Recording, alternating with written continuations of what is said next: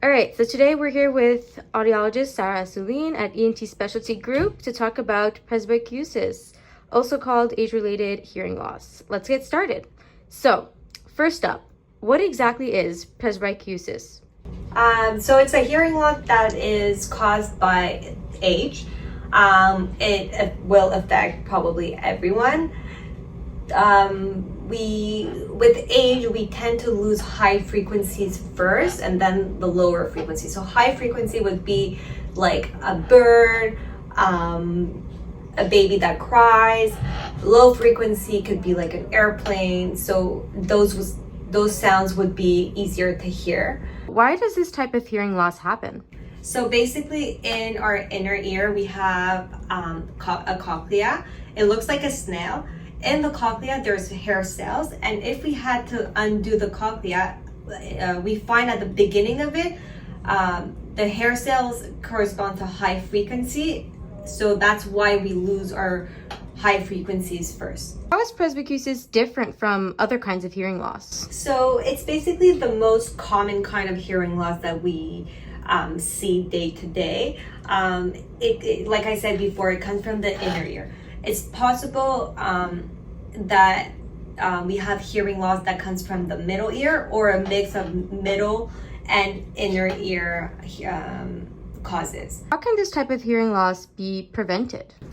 So we can't really prevent it. Like I said, I think everybody will go through it, just depending on your genes, what you did as work. Those might influence, but we're all gonna go through a hearing loss. Okay, now what are the earliest signs people should watch for? So most people are gonna start saying what more often, especially in a noisy environment. Example, they're gonna have, and if they go to a restaurant, they're gonna have a harder time at the restaurant. They're gonna start putting the volume of the TV higher.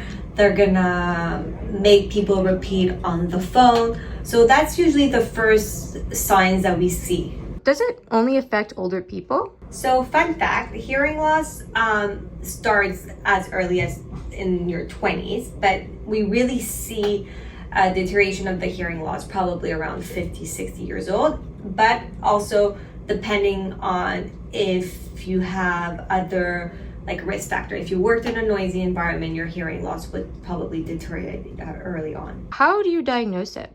So you would have to do a hearing test. When we do a hearing test, we do what's called an audiogram, and that would determine the kind of hearing loss and the degree of hearing loss that you would have. So if you have any doubt, you should consult your audiologist. If someone has this type of hearing loss, what can you do for them? So depending on the degree of the hearing loss, if it's really at the beginning, we'll probably suggest some communication strategies. But if the hearing loss is getting important, we will suggest them to go get a hearing aid at a hearing aid specialist. Finally, why is it important not to ignore hearing loss?